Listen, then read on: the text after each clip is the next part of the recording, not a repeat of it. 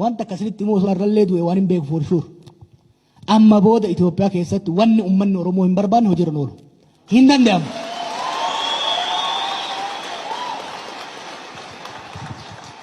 Today in Ethiopia, the power of the people 10 times greater than the power of the state.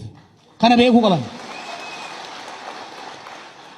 Kanaaf afaan keenya quucarsuu, sabboonummaa keenya xiqqeessuu, sabboonummaan keenya gaaza keenya sabboonummaadhaan guutamnetti qawwee tokko osoo hin qabaatin warra qawwee hamma funyaanitti hidhame faranjii fi chaayinaan bira dhaabatte waggaa 4tti kan biyyaa baafne sabboonummaadhaani. Kanaaf mootummaan kunis tiyoorii hin taane bitatee, tiyoorii sobaa, tiyoorii hin hojjenne bitatee sabboonummaa keenya, oromummaa keenya laaffisa jee yoo deeme shofeera gommaa ofii uf jalatti ureen adda miti.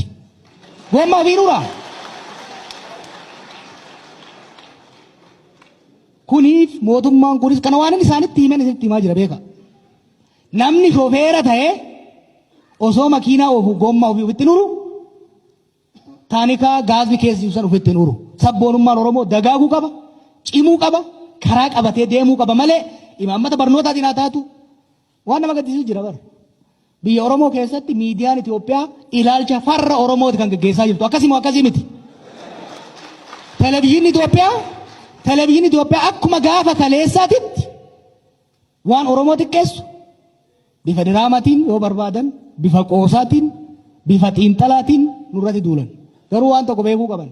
Qilleensa Oromiyaa daayinee bilisoomsuu qofa osoo hin ta'in of duuba ilaalinaa Oromiyaan bilisoomtee jirti.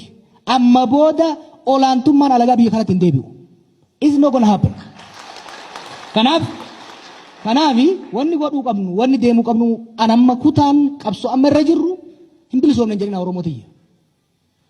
Bilisoomne Naqamtee keessatti naaf Baqqalaan dhufne isin duratti waan feetan gaafattanii waan feene walitti dubbachuun bilisummaadha.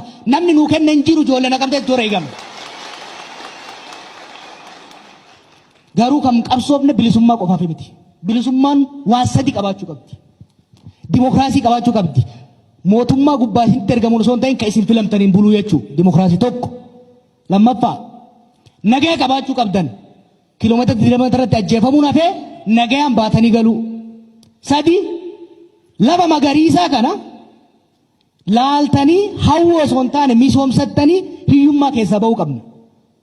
Kanaaf wanni sadeen kun barbaachisaadha. These are inseparable. Bilisummaan nagaa hin qabne, bilisummaan dimookiraasii hin qabne, bilisummaan misooma hin qabne, bilisummaa miti kijiba. Dhugaadha. Bilisummaa guutuu qabna hin qabnu.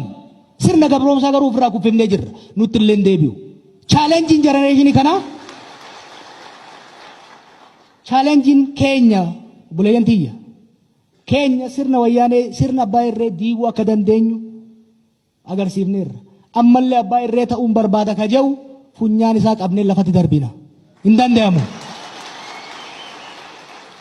But our challenging keenya bilisummaa tana lafa qabsiisu, tasgabbii mirkaneessinee mootummaa of hin filannetti buluu ce'u, san booda sammuu Rabbiin nuu kenne, qabeenya Rabbiin nuu kenne, itti ijjannee baranne biyya tana misoomsuudha.